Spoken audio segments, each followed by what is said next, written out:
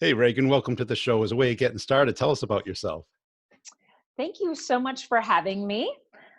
I have spent the better part of 15 years in hospitality sales. I started selling single day events, so things like weddings, day meetings, that type of thing. Eventually moved into group corporate sales, selling entire programs through hotels. And then most recently went into leadership where I led a team for a few years through a renovation. That was interesting at a resort. And now I'm into consulting and training and trying to share some of that luxury sales knowledge with other people. Cool. And what was that sale like?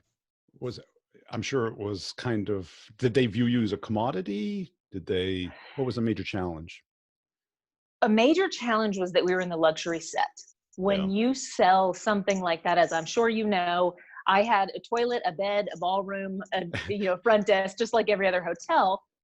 But these hotels, Four Seasons resorts, Ritz-Carlton, those types of things, they command a premium. And we have to value sell to our customer. Why are they paying twice as much to come get what they may see on paper as the same experience, the same things we Yeah. have to offer? So we have to sell the intangibles and the feelings and the emotions and all of that. Okay. And I bet qualification was a big part of your job where you found if the person only cared about price, you kind of knew it wouldn't work out or, Absolutely. yeah. Fortunately, I worked at a lot of resorts that I got to kind of hide under that brand a little bit. So they knew, not too many people will contact a hotel like that and say, I have I a want a very deal. limited budget. Yeah. Exactly. However, in seasonally, I sold resorts in Arizona, and you want a steal, you can get a steal in July in Arizona, just Yeah. about anywhere.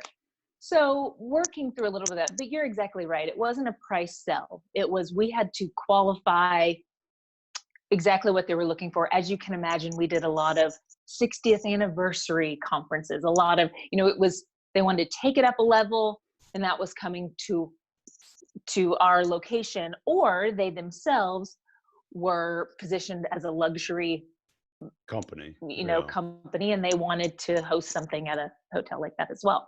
And clearly, they probably don't bring the economic decision maker with them the first time either, do they? Absolutely not. As a matter of fact, we work with a lot of meeting planners, even Yeah. companies that just employ an internal meeting planner, or there's a third party component here that would show up, Yeah. and we would have to sell to them and also prep them with a sales pitch that they could then take to the Present decision this. maker. Yeah. And would that person end up coming out or was that rare? Oh no, they often came out. And Yeah. believe it or not, we did see a lot of decision makers when they're spending that considerable amount of money. We did get, my negotiation would be a lot of times on the phone back and forth with a meeting planner, somebody making those decisions to maybe narrow it down to two. Yeah. And then the decision maker would fly out to those two locations, allow us to wine and dine and show them the experience that their attendees would get. Yeah. And then, so I had direct access to the decision makers frequently, but I had to get through the gatekeeper first. Right. Yeah. And give us a sense of the dollar amounts. What was like a medium and a big deal for you?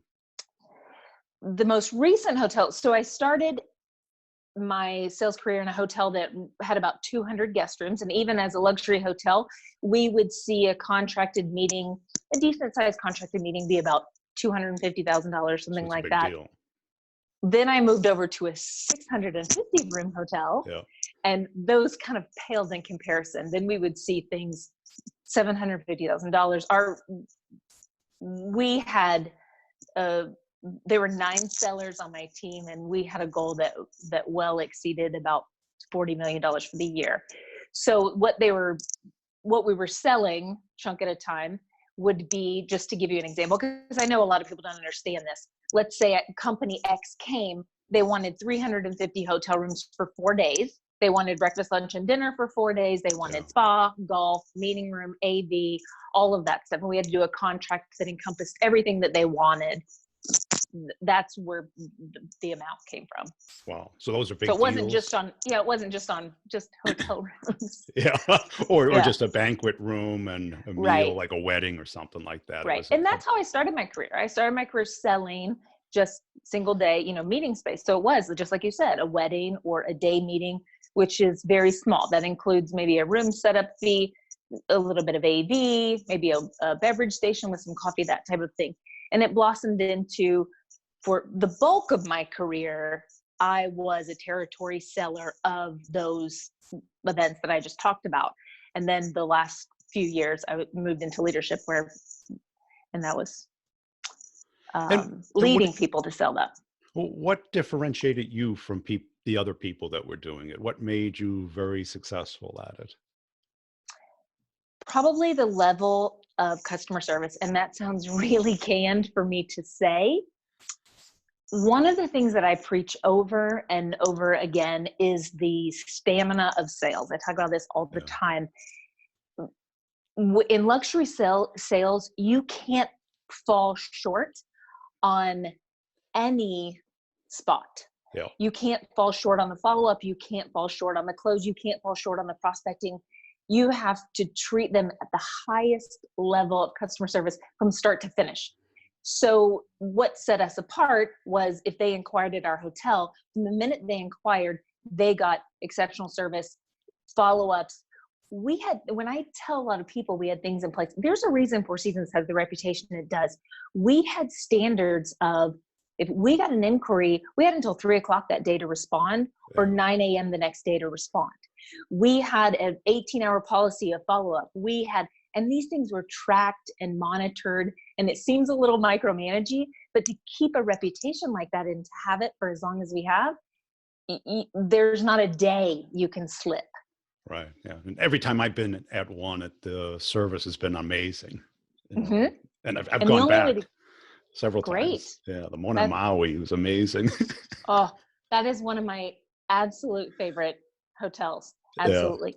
And the reason they can keep that feeling and that constant of everything, it doesn't just happen. No, it They doesn't. create Nothing just they happens. they create an internal culture, and the bar is set so high Yeah. that it's wearing. It is challenging, but you have to live up to a customer expectation every single minute.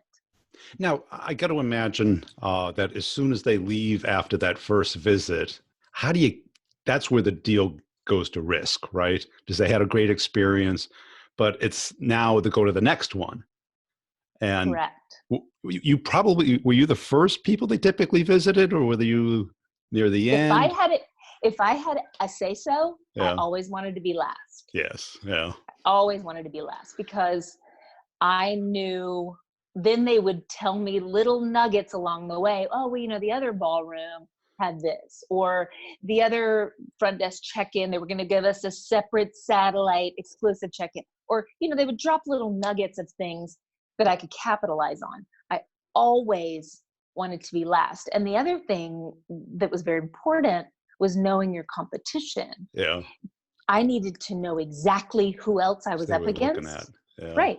Because then I could research and say, well, did you know that our different seasons, or, it could be anything as simple as the weather to anything as major as, their AV department is splitting off and they don't have an in-house one and they're contracting all, you could say A little bit anything. of FUD. Yeah. Correct. Yeah. Correct.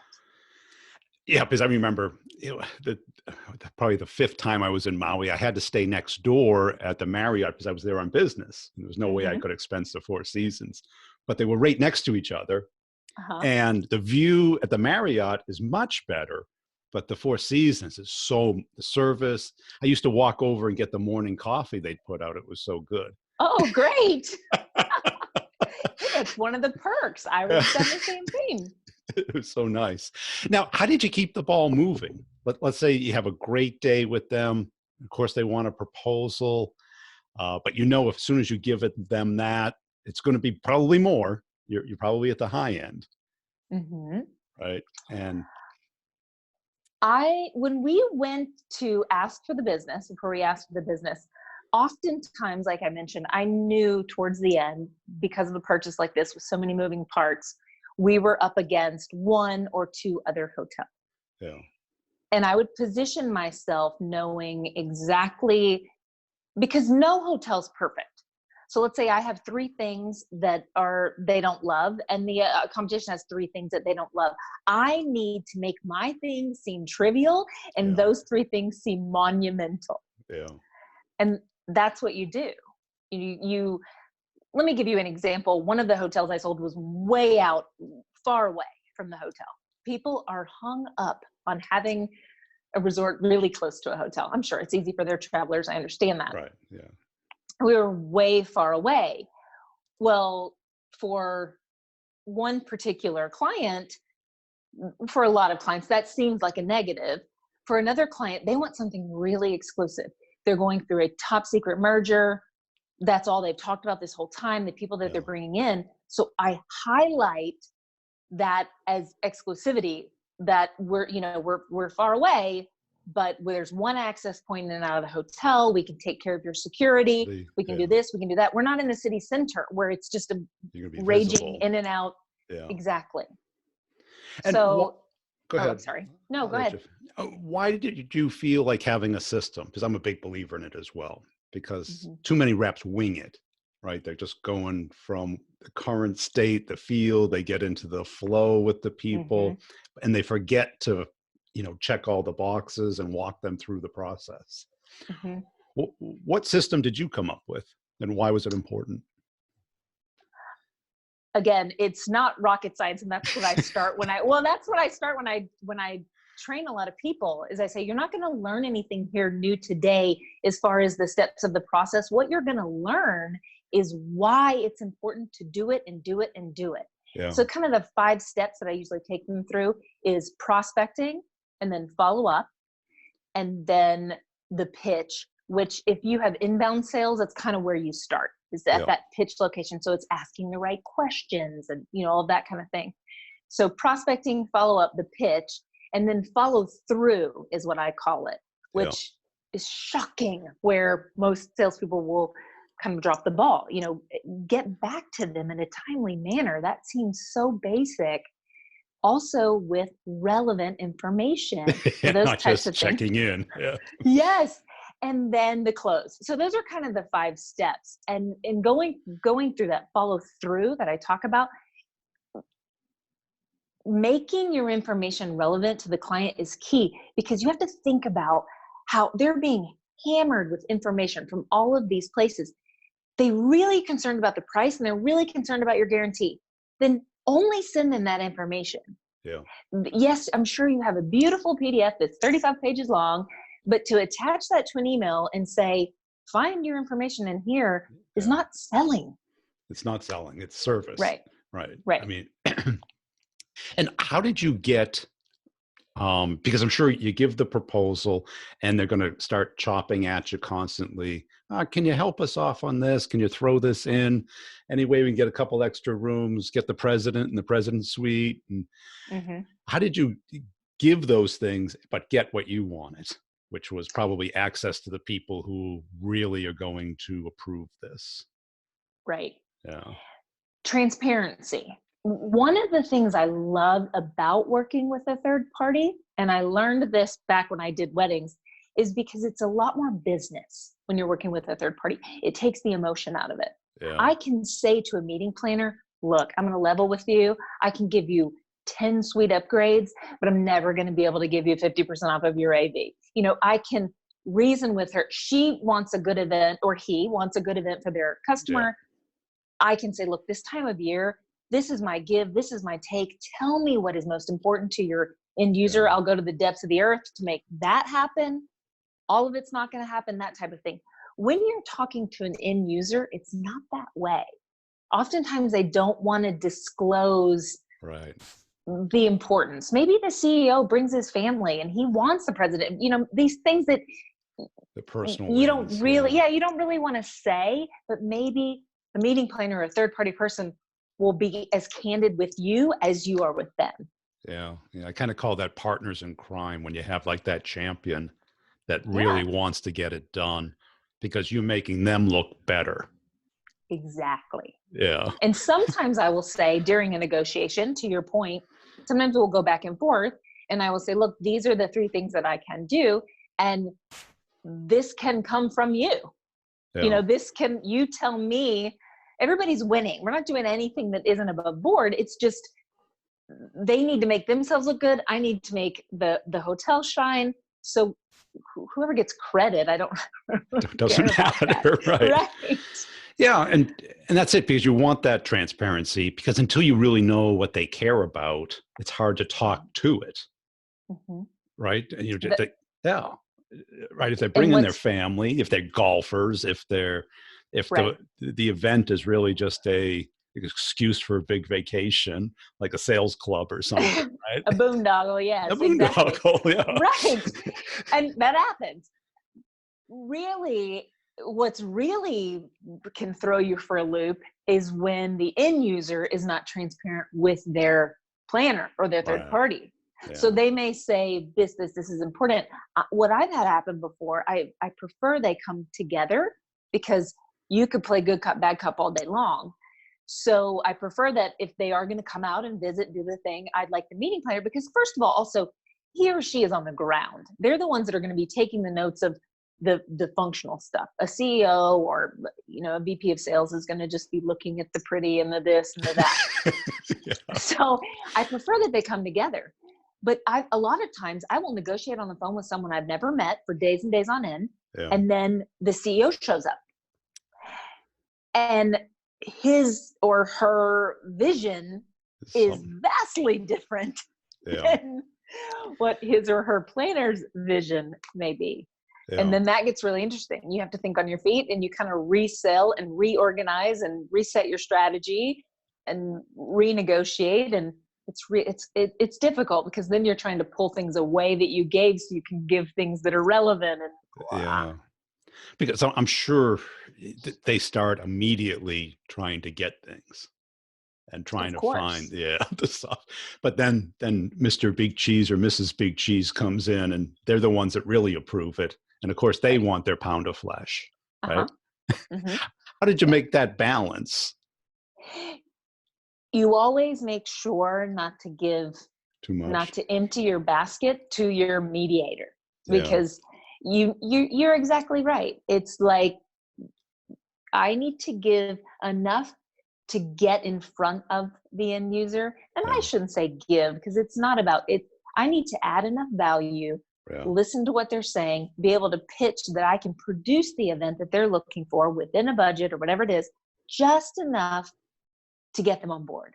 And Yeah. I believed, and this goes back to another principle that I have, I believed in what I was selling. I knew I was selling The the best. best hotel that there was. Yeah. So, and I believed in that. So I believed that if I could get them on the ground, I could get the sale, because I didn't physically have to do anything. There were 600, 800, depending on the size of the hotel I worked, other people that were going to produce an experience for this person that was just a taste of what they'd get. And then they'd say, Yeah. okay, we have to go there because the experience was so amazing. Yeah. And well, how did you get them to see that? I mean, was it an all-day event? Did you have a particular process that you took them through? There were multiple so the way it works in hotels, they come for a site visit. It's called a Yep. site visit. And what you see on the front end is vastly different from what you see on the back end. Mr. So-and-so is coming to see if he wants to bring his conference to the resort. And as far as he knows, we have a meeting to meet. He's going to come to the hotel. We're going to put him in a nice room. He and I are going to have dinner the night that he arrives. The next day, we're going to do a tour of the hotel. Maybe someone will take him off property to experience a little sample of an activity. I'll treat him to a spa treatment in the afternoon, that kind of thing. So that is, in essence, how he thinks it's going to go. Now, on the back end, there is a sheet about this long A writer, of yeah.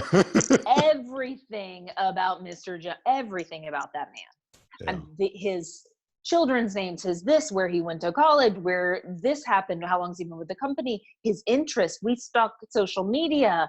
Is he a huge Bears fan? Is he this? Is he that? There will be a page of information that goes out to all employees. Because the thing in luxury is we empower employees from base level to the tip top. Yeah. So and we encourage them to always create a memorable experience. So Mr. Jones is sitting having coffee. I'm not there. He's in the lobby. But the server in the that's working in the lobby knows Mr. Jones. Oh, by the way, there's pictures on this said information. Dossier. Yeah. And exactly. So the server casually walks up, starts conversation, again, making it natural and not forced, but strikes up a conversation. And, oh, I understand that you like this, you like that. Or even, they're even empowered to say, I understand you're looking at us for a potential meeting last September. I've been here 15 years. I absolutely love it. If you have any questions that you want to ask me, because we encourage and tell the staff that they're an extension of the sales team. Yeah. You don't have to hear it from me. I get paid to tell you everything's going to be great. But when you hear it from the person serving your coffee or the person out by the pool or just the random employees, they care about you the minute you set foot on property. Yeah. And that night before, when you're having dinner, what are you looking for? What questions are you asking to determine, is this going to happen? How are you qualifying them? I mean, because they can afford it. You can find that on the internet. Sure. I am asking everything I can usually about past events is where I like to start. Because I want to uncover that nobody's going to come out of the gate and say, oh my God, I had this horrible thing happen at a conference. Right. Boring. Right. So going through, it is amazing. In a 2-hour dinner, you can uncover that they've had challenges with AV 3 years running. Yeah. And they do this live feed and it's always blown up and this whole thing has happened. So if you don't think I'm not going to have the director of AV call that man 3 days later and take him through step by step, assuring him that that's exactly what will go perfectly at this location. It is about questioning. It's very hard for salespeople to shut their mouth. And I'm including myself in this. You're passionate, right? But... Yes, but to stop and let them fit, they will continue and continue. The more questions you ask, open-ended questions, probing questions. What have you liked in the past? What hasn't worked in the past? Tell me about the people in charge that run the meeting. What feedback do you get from your attendees after each meeting? Is there something specific that you do that they don't want you to do? Is there a part of the meeting? I had a lady that was a CEO tell me, we always dress up really big for the first night dinner. Everyone hates it, but it's important to me, and we do that. So I encouraged her to maybe move it to a location that might be better suited for people in formal wear. They were trying to do it, in a place that wasn't conducive to the weather. At any rate, you can find those specific things and say, you know what, I have a great place for that dinner. They won't be as upset this year. We're going to get them in here. It's going to be very comfortable. What if we do some vignette comfortable seating? Even though the attire, maybe we can still keep that formal air, but make it a little bit more comfortable for your attendees, that type of thing. So you're really on a fact-finding mission through the entire visit. Yeah. And I got to imagine also when it becomes decision time that they're not completely transparent where you stand versus the alternatives. How do you, block out the what I call lockout, find that one thing that they really care about that you have and no one else does? Whether it be a room or a view or some kind of service. Fortunately for me, again, going back to the places that I've sold, because we were in the luxury market. I mean, I was the director of sales at the Phoenician Resort. That's an iconic resort in Scottsdale. It is arguably the best resort in Scottsdale. So oftentimes, if they had drilled down that we know it's going to be in Arizona, the nugget that I had was, we're the best. So it became, well, we're still trying to decide between you and this other place, because a lot of times it was less expensive. maybe they had a few other things that were, believe it or not, we don't know if our attendees would be comfortable with this. We're not the kind Too of company nice. we're doing. Yeah, it's true. We're doing this because it's a 50-year anniversary, but we just don't know it. You have to make them feel like the decision they're making is the most sound decision. And the reason they should decide on us is because we can make it feel however you want us to make it feel. That's the beauty of having a hotel like this. So to answer your question, it was to get them over the hump of why choose us over another, oftentimes was in that, we're the very best that there is, which I realize is a little bit of a cop-out. And the other thing that I was going to address to what you said was, if they don't tell us, there's a lot of times they don't want to disclose who the competition is at all. Like, they just won't tell you. We are looking at 3 hotels. Great. What hotels? We prefer not to say. Sure. And then it becomes a free-for-all of, you don't know what you're up, who you're up against. What am I up against? I'm kind of shooting in the dark a little bit. You try to do as much research as you can. You see places they've been in the past. You try to see the caliber of that, or maybe, again, you're looking at company newsletters for pictures from the past and trying to get a feel for food and beverage and just all of these things. So it becomes very challenging, but up for the challenge. And how did you kind of position your competition? Because there's so much transparency today with Yelp, and everything's pretty visible. I'm sure you can find the reviews and find the 1 stars and see what they were saying. Yes. And were many people unwilling to tell you what other places they were looking at? Not too many. That falls in line of developing a relationship. They have to trust you to tell you those types of things, and they have to trust that you're using that information in good spirit, which you are. I mean, you're telling them, I want to know what you're looking between, because what are your what's most important to you? And because I've been in the industry for 15 years and relatively for the most part in the same market, I'm willing to help you. If you say, we want a hotel, nightlife in the city center and this, that, and the other, I have said to customers, you need to call the W. This is what you need. This is perfect in our market. They can give you everything that you need. Here are the following things we could give you that you mentioned, but we're not going to have that atmosphere or this or that, the other. It goes back to transparency. Just being honest. If I've developed a relationship with them, more often than not, they will tell me who they're looking at, and they'll tell me why. They'll even tell me why. We think the location is better in this hotel, or we think that they have better rooms or bigger rooms, whatever it is. They'll just be honest with you. And have you ever just let them go? Like, if they're not a cultural fit, like when you mentioned like the W, that's a very different crowd that care about very different things. Right. Absolutely. And it goes to, which I know you speak about quite a bit, and I agree wholeheartedly. It goes back to the relationship. I'm developing a relationship with you to find you what you need. You've come to me and said, I want to put on this bang up conference for our 50th anniversary, and this is what it feels like and looks like and smells like and tastes like, and this is what it looks like to me. And I can say, okay, we can produce X, Y, and Z, or we can produce the whole thing. That would be great. Or this is not going to be a good fit for you this year. Right. Yeah. Because certainly in the corporate business versus like what you did with weddings, because weddings, money's a big, huge issue part. Corporate, they can afford it. It's whether they want to invest in it. Right. And if it's a match for the experience they're looking for, because that's what you're selling is an experience. 100%. We say that all the time. Somebody's going to drop a load of cash at this hotel and walk away with nothing. Tangible. I guess I should correct myself. Pictures.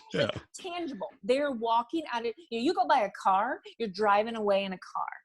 You spend $100,000 on a meeting. What is that? And you're right. That's what you have to sell. You're leaving with happy attendees, educated attendees.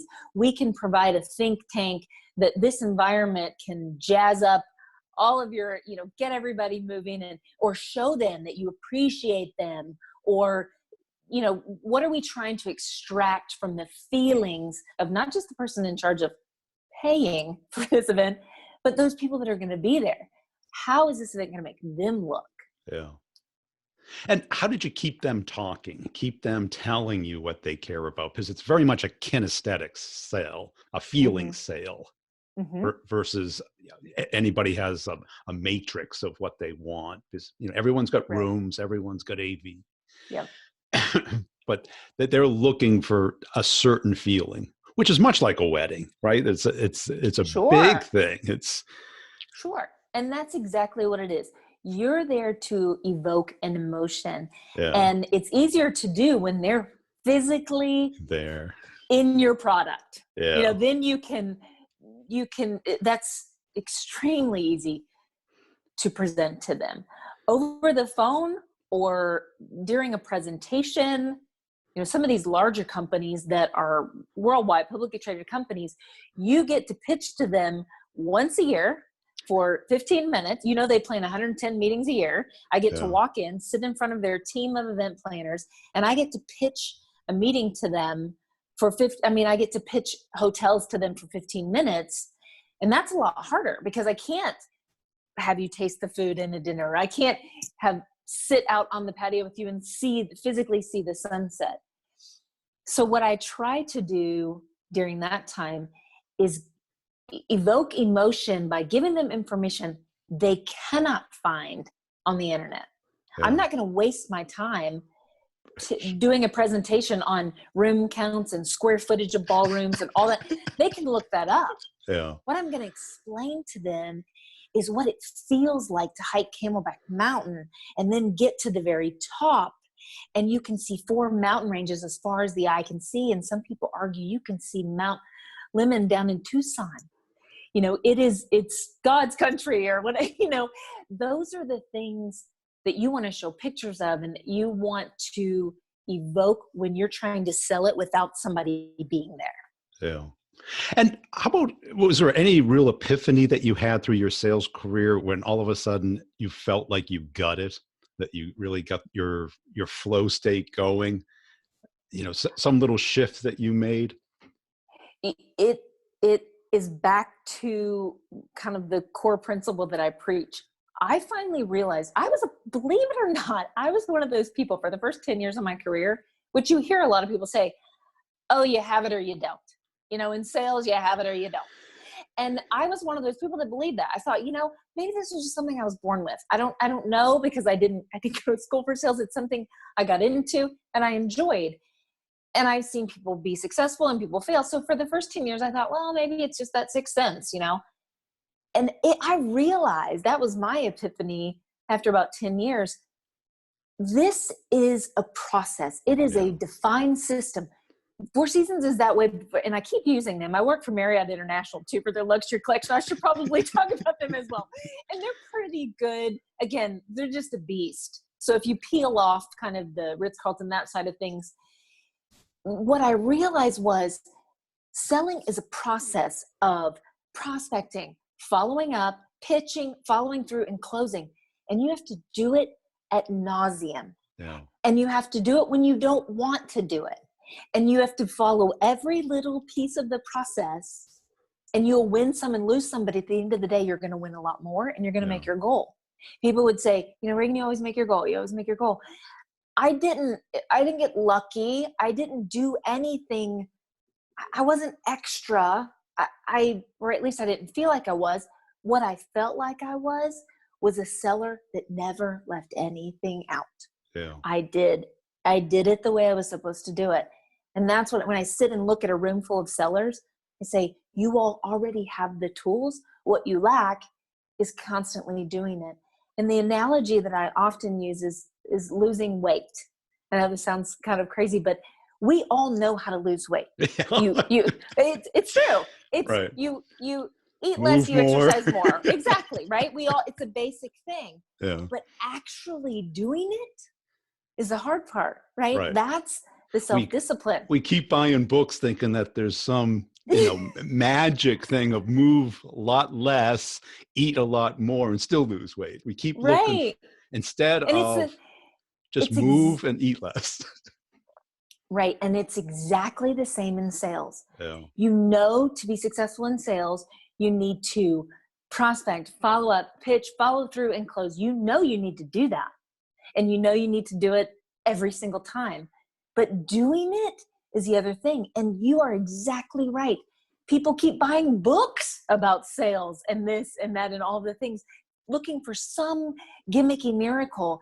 And the deal is, you know what to do. Yeah. You just have to do it.